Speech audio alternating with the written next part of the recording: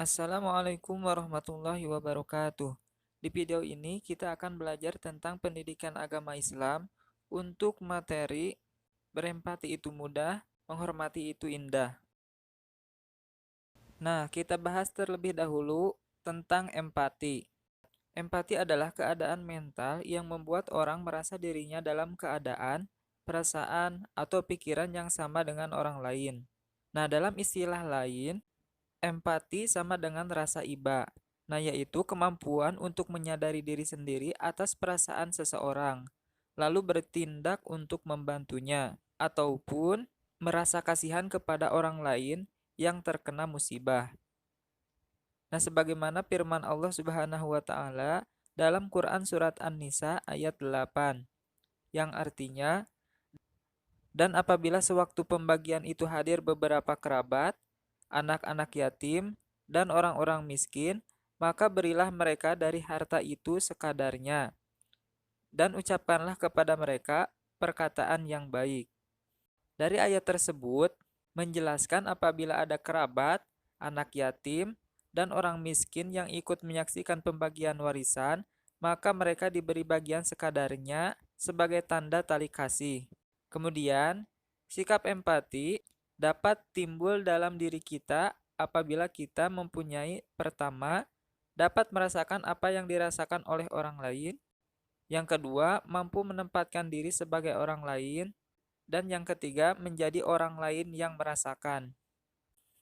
Terkait sikap empati ini, Rasulullah SAW bersabda, yang artinya, dari Abu Musa radhiyallahu anhu, dia berkata, Rasulullah SAW bersabda, orang mukmin yang satu dengan yang lain bagai satu bangunan dan bagian-bagiannya saling mengkokohkan. Hadis ini mengajarkan kepada kita untuk bisa merasakan apa yang dirasakan orang mukmin yang lain. Apabila ia sakit, kita pun merasa sakit. Apabila ia gembira, kita pun merasa gembira. Nah, berarti untuk kebalikan dari sikap empati ini yaitu sifat egois atau sombong. Di mana sifat egois atau sombong ini merupakan sikap atau sifat yang dimurkai oleh Allah Subhanahu wa taala.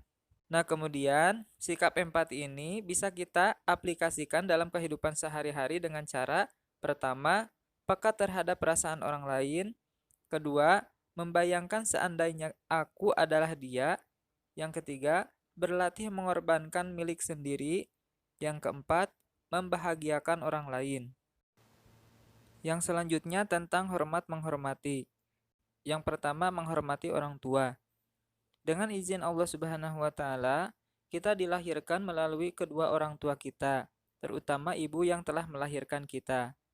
Nah, begitu banyak jasa mereka kepada kita, dan diantaranya jasa kedua orang tua kita kepada kita yaitu yang pertama, seorang ibu mengandung dengan penuh susah payah dan melahirkan dengan mempertaruhkan nyawanya. Yang kedua, ibu menyusui selama 2 tahun dengan penuh kasih sayang dan terjaga malam hari karena memenuhi kebutuhan anaknya. Yang ketiga, ibu dan ayah memelihara kita sehingga kita siap untuk hidup mandiri. Yang keempat, ibu dan ayah bekerja keras untuk memenuhi keperluan keluarga. Yang kelima, ibu dan ayah memberi bekal pendidikan. Yang keenam, ibu dan ayah memberikan kasih sayang dengan ikhlas tanpa meminta balasan. Dari jasa-jasa kedua orang tua kita yang sangat besar, maka wajib hukumnya bagi kita untuk berbuat baik kepada keduanya.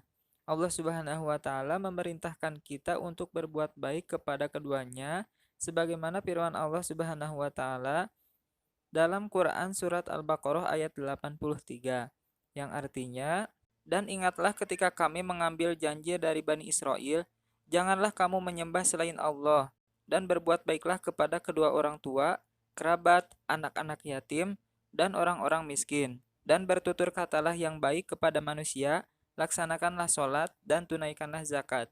Tetapi kemudian kamu berpaling atau mengingkari, kecuali sebagian kecil dari kamu, dan kamu masih menjadi pembangkang. Pada penggalan ayat wabil walidain ihsana, Allah Subhanahu wa taala menegaskan bahwa kita harus berbuat baik kepada kedua orang tua. Nah, masih terkait dengan berbuat baik kepada orang tua, Imam Abu Daud dan Baihaqi meriwayatkan sebuah hadis dari Abdullah bin Umar yang artinya dari Abdullah bin Umar berkata, seseorang datang kepada Rasulullah Shallallahu Alaihi Wasallam dan berkata, aku akan berbaiat kepadamu untuk berhijrah, dan aku tinggalkan kedua orang tuaku dalam keadaan menangis. Rasulullah Shallallahu Alaihi Wasallam bersabda, kembalilah kepada kedua orang tuamu dan buatlah keduanya tertawa sebagaimana engkau telah membuat keduanya menangis. Hadis riwayat Baihaqi. Nah, hadis ini menegaskan kepada kita agar tidak sekali-kali mengecewakan kedua orang tua kita. Nah, kemudian perilaku kita untuk menghormati kedua orang tua dapat diwujudkan dengan cara yang pertama, ketika orang tua kita masih hidup, maka caranya adalah memperlakukan keduanya dengan sopan dan hormat, membantu pekerjaannya, mengikuti nasihatnya apabila nasihat itu baik, dan membahagiakan keduanya. Yang kedua, ketika orang tua kita sudah meninggal, maka caranya adalah jika keduanya muslim, kamu dapat mendoakan mereka setiap saat agar mendapat ampunan Allah Subhanahu wa taala. Doa yang diajarkan Rasulullah Shallallahu alaihi wasallam, Allahumma gfirli wali walidayya warhamhuma kama rabbayani shaghira. Yang artinya, ya Allah ampunilah aku dan kedua orang tuaku dan rahmatilah mereka sebagaimana keduanya telah memeliharaku pada waktu kecil.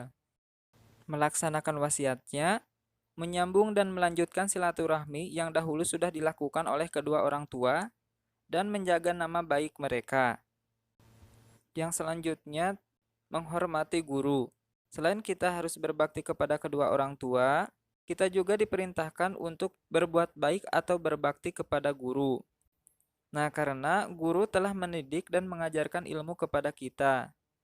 Guru membentuk kita menjadi manusia yang beriman, mengerti baik dan buruk, berbudi pekerti luhur, dan menjadi orang yang bertanggung jawab, baik kepada diri sendiri, masyarakat, bangsa, maupun negara.